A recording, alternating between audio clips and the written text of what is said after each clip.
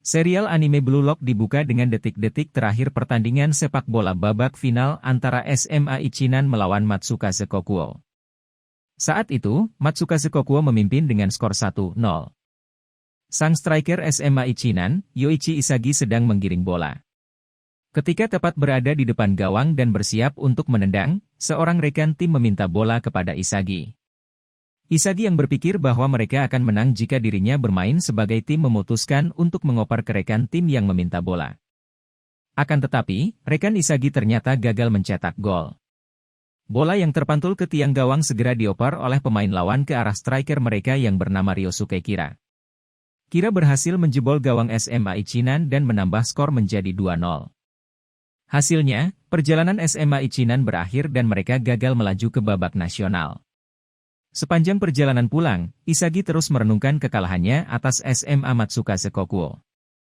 Bahkan, Isagi mulai mempertanyakan ungkapan, sepak bola adalah olahraga tim 11 orang, yang berarti antar pemain harus saling mengandalkan. Isagi menyesali keputusannya yang memilih untuk mengoper bola ke teman dibandingkan langsung mengarahkannya ke gawang. Setibanya di rumah, ibu Isagi menyampaikan surat dari Asosiasi Sepak Bola Jepang yang ditujukan kepada Isagi. Isinya merupakan undangan pelatihan untuk pemain-pemain terpilih. Meski bingung mengapa dirinya diundang, Isagi tetap memutuskan untuk menerimanya. Saat tiba di gedung pertemuan sesuai arahan pada undangan dari Asosiasi Sepak Bola Jepang, Isagi bertemu Ryosuke Kira yang merupakan lawannya pada pertandingan sebelumnya. Keduanya pun memutuskan untuk masuk ke dalam gedung bersama-sama. Saat masuk ke dalam gedung, Isagi dan Kira disambut oleh sekumpulan pemain yang cukup terkenal. Diketahui, keseluruhan pesepak bola muda yang hadir tersebut berjumlah 300 orang dan semuanya merupakan striker berumur di bawah 18 tahun. Setelah semua berkumpul, sosok bernama Jinpachi Ego muncul di panggung dan membuka pembicaraan. Dia mengaku sebagai orang yang dipercaya untuk membawa Jepang pada kemenangan di Piala Dunia. Jinpachi bertekad untuk melahirkan seorang striker revolusioner. Itulah alasan mengapa Jinpachi mengundang 300 striker dan berniat untuk melatih dan menjadikan satu di antaranya sebagai yang terbaik di dunia. Jinpachi menjelaskan sebuah fasilitas uji coba yang digunakannya untuk mencapai tujuan, yaitu Blue Lock. Seluruh peserta diharuskan untuk tinggal bersama dan mengikuti berbagai pelatihan khusus yang telah Jinpachi siapkan. Tak hanya dilarang pulang ke rumah, peserta juga dilarang mengikuti seluruh kegiatan sepak bola di luar Blue Lock. Artinya, tidak ada yang bisa mengikuti pertandingan sepak bola selama mereka berada di Blue Lock. Setelah berbagai perdebatan terjadi, akhirnya seluruh peserta tetap memutuskan untuk turut serta dalam uji coba Blue Lock tersebut. Setiba di Blue Lock, seluruh peserta diberi nomor berdasarkan peringkat hasil penilaian yang diberikan Jinpachi Ego. Peringkat tersebut nantinya dapat berubah tergantung hasil latihan atau pertandingan yang masing-masing peserta jalani. Lalu, untuk 5 peserta teratas, mereka berkesempatan menjadi striker Piala Dunia U20 untuk 6 bulan yang akan datang. Isagi sendiri berada di peringkat yang sangat jelek, yakni 299 dari 300 peserta. Lebih jauh Jinpachi menjelaskan bahwa peserta yang tereliminasi dari Blue Lock akan kehilangan hak bergabung dengan tim Jepang manapun selamanya. Sebelum tes dimulai, seluruh peserta dikelompokkan dan dikumpulkan dalam ruangan berbeda-beda. Awalnya, Isagi dan peserta lain mengira bahwa mereka akan menjadi teman sekamar. Faktanya, masing-masing dari mereka adalah saingan dan tengah dipersiapkan untuk tes pertama. Tes pertama yang peserta jalani adalah karakteristik egoisme. Peserta akan bermain dalam permainan hantu menangkap manusia. Dalam waktu 136 detik, setiap peserta harus menghindari serangan bola dari peserta yang menjadi hantu. Peserta terakhir yang menjadi hantu akan gugur dan tereliminasi dari Blue Lock. Isagi menjadi hantu di detik-detik terakhir permainan. Awalnya, dia hendak menyerang Gurimu Igarashi, peserta pertama yang menjadi hantu karena peringkatnya yang terendah. Igarashi juga peserta yang membuat Isagi terkena bola dan menjadi hantu. Saat hendak mengarahkan tendangan bola ke Igarashi, Isagi mengubah cara berpikirnya. Isagi beranggapan bahwa dia harus mengalahkan yang terkuat agar dirinya dapat berkembang. Salah satu peserta, yaitu Bachira ternyata membaca pikiran Isagi dan memiliki asumsi yang sama. Bachira merebut bola dari Isagi dan berusaha menyerang Kira yang berada di peringkat tertinggi di antara semua peserta dalam ruangan tersebut. Awalnya, Kira berhasil mengelak.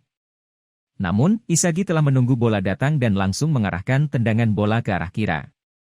Waktu permainan pun habis dan Kira menjadi peserta terakhir yang terkena bola. Episode kedua anime Blue Lock dibuka dengan rapat Asosiasi Sepak Bola Jepang yang dihadiri para petingginya. Rapat yang dipimpin oleh Anri tersebut membahas evaluasi penampilan timnas Jepang pada Piala Dunia sekaligus solusi yang perlu dilakukan agar timnas Jepang dapat menjadi tim sepak bola yang kuat. Mengejutkannya, Ketua Asosiasi Sepak Bola Jepang, yaitu Hirotoshi Buratsuta tampak menyepelekan hal tersebut. Bahkan, dia secara terang-terangan mengatakan bahwa yang terpenting adalah uang. Menurutnya, sepak bola tak lebih dari sekedar bisnis. Lebih gilanya lagi, Buratsuta mempertanyakan apakah Anri benar-benar percaya bahwa Jepang bisa memenangkan Piala Dunia. Anri adalah anggota Asosiasi Sepak Bola Jepang yang memimpin rapat evaluasi Piala Dunia. Anri menunjukkan tekad yang kuat untuk dapat membawa timnas Jepang menjadi pemenang di turnamen sepak bola terbesar dunia tersebut. Akan tetapi, Anri memiliki pola pikir yang berbeda mengenai konsep tim sepak bola. Dia menunjukkan sisi egoisnya dengan mengatakan bahwa komentar pujian terkait permainan tim yang ditunjukkan timnas Jepang hanyalah omong kosong. Setelah menyampaikan pendapatnya, Anri melanjutkan presentasinya terkait rencana memajukan timnas Jepang. Anri mengatakan bahwa orang yang dapat membawa Jepang pada kemenangan di Piala Dunia adalah Jinpachi Ego. Di episode pertama, Jinpachi Ego langsung melakukan seleksi untuk menyingkirkan satu orang yang bertujuan agar setiap kelompok terdiri atas 11 anggota. Hal tersebut nantinya akan berkaitan dengan tes selanjutnya yang telah Ego persiapkan. Pada penyisihan tersebut, Ryosuke Kira yang memiliki peringkat paling tinggi di antara karakter lain dalam grup tersebut harus kalah setelah diserang Meguro Bachira dan Yoichi Isagi. Parahnya, tak hanya gagal lolos mengikuti pelatihan Blue Lock, sesuai kesepakatan awal, Kira juga tak lagi dapat melanjutkan karir sepak bolanya di Jepang. Metode kualifikasi yang diterapkan Jinpachi Ego dalam fasilitas bernama Blue Lock itu saja sudah terdengar cukup gila. Tapi, nyatanya, ada hal yang lebih gila lagi. Di sana, para calon striker dikelompokkan berdasarkan peringkat mereka. Yoichi Isagi sendiri ternyata tergabung dalam grup dengan peringkat terendah, yaitu grup Z. Nah, ternyata, fasilitas dalam Blue Lock juga dibagi-bagi. Mereka yang berada di peringkat teratas akan mendapatkan fasilitas elit. Sementara itu, grup yang berada di bawahnya akan kebagian fasilitas yang lebih rendah. Jadi, grup tempat Isagi tergabung adalah grup yang memperoleh fasilitas paling jelek. Menurut Ego, orang dengan kemampuan sepak bola terbaik adalah raja di lingkungan Blue Lock. Yoichi Isagi masih mempertanyakan mengapa Meguro Bachira mengoper bola ke arahnya. Bachira pun berterus terang mengenai keberadaan monster yang menurutnya selalu ada bersamanya. Monster tersebut membuat Bachira bangkit dan membawa perubahan dalam teknik bermainnya. Anehnya, Bachira menjelaskan bahwa monster miliknya mengatakan bahwa Isagi juga memiliki monster tersebut. Hal itulah yang membuatnya mengoper bola ke arah Isagi. Di sisi lain, generasi baru elit 11 dunia Itoshi Sai kembali ke Jepang karena paspornya yang telah kadaluarsa. Dia terafiliasi dalam sebuah tim pelatihan klub bola ternama dunia. Tapi, dia tak dapat mengikuti pertandingan utama karena suatu alasan. Saat itu, Itoshi diwawancarai dan ditanya apakah dirinya akan bermain di liga domestik. Namun, dengan angkuhnya dia berkata tidak. Itoshi pun merendahkan tim negara kelahirannya sendiri. Itoshi berkata bahwa dirinya lebih memilih untuk bermain dengan mahasiswa Jerman. Menurutnya, tak ada striker di Jepang yang mampu menerima umpan bolanya. Setelah Asosiasi Sepak Bola Jepang menyetujui pengadaan camp pelatihan Blue Lock, konferensi pers pun langsung diadakan. Namun, nyatanya Blue Lock memang terdengar begitu egois dan tak sesuai dengan konsep permainan tim yang sudah tertanam dalam olahraga sepak bola. Akan tetapi, pihak asosiasi tampak tak mengindahkan berbagai pertanyaan dan kritik dari awak media yang meliput saat itu. Asosiasi Sepak Bola Jepang, terutama Anri selaku penanggung jawab Blue Lock telah membulatkan tekad untuk melahirkan kekuatan individu yang egois sehingga mampu membawa timnas Jepang pada kemenangan. Jinpachi melakukan konferensi video dengan tim Z, di mana ia menjelaskan peraturan pertandingan babak penyisihan pertama mereka. Dia menjelaskan bahwa mereka akan bermain secara kolektif sebagai tim Z dalam turnamen babak penyisihan dengan 4 tim lain di gedung mereka. Setelah semua permainan dimainkan, dua tim teratas akan lolos ke seleksi kedua. Namun, dia menambahkan ketentuan lain yang mengubah perspektif semua orang tentang permainan ini. Jinpachi menjelaskan bahwa selain para pemain dari dua tim teratas, penyerang dengan skor tertinggi dari tiga tim lainnya juga akan lolos ke seleksi kedua. Jika dua pemain dari tiga tim terbawah yang sama memiliki gol yang sama, maka satu pemain akan dipilih berdasarkan poin fair play. Posisi pemain yang berbeda diputuskan berdasarkan permainan batu, kertas, dan gunting secara acak. Isagi berhasil memenangkan posisi penyerang tengah meskipun tidak semua orang senang dengan keputusan tersebut. Tim Z dijadwalkan untuk memainkan pertandingan pertamanya melawan tim X pada hari yang sama. Semua pertandingan dalam seleksi pertama akan berlangsung selama 45 menit dan pelanggaran akan diputuskan oleh VAR. Jinpachi juga menjelaskan bahwa ini adalah momen di mana ada sistem yang dikenalkan yaitu Soccer Zero. Ini adalah tantangan berikutnya dalam program Blue Lock, di mana semua pemain di setiap tim harus berperan sebagai tim sepak bola yang lengkap. Meskipun semuanya adalah striker. Mereka akan bermain melawan tim lain di dalam gedung mereka. Dua tim teratas akan maju, dan yang lainnya akan tersingkir. Tim X dan tim Z akhirnya bertemu di lapangan sepak bola dengan sama sekali tidak mengetahui kekuatan dan kelemahan masing-masing. Seperti yang telah disebutkan sebelumnya, Isagi memenangkan permainan batu, kertas, dan gunting untuk mendapatkan kesempatan bermain di posisi penyerang tengah tim. Ketika permainan dimulai, ia sempat gugup dan memberikan Raichi waktu yang cukup untuk merebut bola darinya. Isagi terkejut namun rekan setimnya membenarkan keputusannya dengan mengingatkan bahwa pemain terbaik dari tiga tim yang kalah akan lolos ke seleksi kedua. Oleh karena itu, ia mengutamakan kepentingannya daripada tim. Namun, bola tidak bertahan lama dalam penguasaannya karena Kunigami segera merebutnya.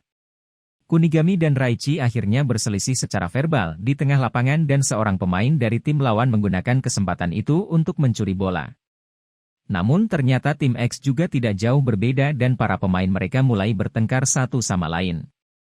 Pada titik ini, Isagi bingung dengan strategi permainannya dan mencoba memahami saran Jinpachi untuk membuat sepak bola dari nol. Sayangnya, momentum di lapangan semula sangat signifikan, tiba-tiba berubah ketika Barou, pemain dengan nilai tertinggi dalam permainan, muncul dan menguasai bola dan mencetak gol pertama untuk tim X. Kepribadiannya yang penuh semangat dan karismanya di lapangan membuat keajaiban dalam beberapa menit berikutnya dan tim X perlahan-lahan mulai bermain bersama alih-alih berdebat satu sama lain. Sebaliknya, rasa takut akan kekalahan bertindak sebagai satu kesatuan dan memecah belah para pemain tim Z yang semuanya sangat berhasrat untuk mencetak gol agar mereka dapat mencapai tahap kedua. Malangnya, tim X mulai mendominasi mereka segera setelah itu dan kepanikan pun terjadi. Pada sebuah kesempatan para pemain mencoba mengepung Barou yang mencetak semua gol, ia dengan santai mengoper bola kepada timnya. Perlu diperhatikan, Barou adalah sosok yang besar, kuat, berbakat, dan matanya selalu merah setiap kali bermain. Barou menyatukan timnya dalam menghadapi kesulitan, dan berhasil mencetak 5 gol dalam pertandingan. Tim Z begitu kebingungan pada momen ini sehingga mereka meninggalkan banyak ruang terbuka tanpa pemain bertahan dan tim X akhirnya mencetak gol lagi. Hal ini menunjukkan bahwa meskipun Barou terlihat egois saat merebut bola dari rekan setimnya tadi, ia akhirnya memikirkan kepentingan tim dan tidak keberatan untuk mengumpan saat ada peluang terbuka. Ketika waktu pertandingan akan berakhir, Bachira dan Isagi dengan cepat menggiring bola hingga mendekati gawang. Tak disangka seseorang dengan cepat muncul di hadapan Isagi dan menghadangnya yang tak lain adalah Barou itu sendiri. Isagi dipaksa untuk segera membuat keputusan apakah ia harus 1 lawan 1 dengan atau mengoper ke rekan lainnya. Dengan perhitungan yang matang serta persentase gol yang lebih tinggi. Akhirnya Isagi mengoper bola ke Kunigami dan dengan cepat Kunigami mencetak 1 angka untuk tim Z. Meski telah mencetak 1 angka, Raichi begitu kesal karena Isagi tidak mengumpan bola kepadanya. Hingga akhir tim Z sangat kecewa karena kalah di pertandingan pertama.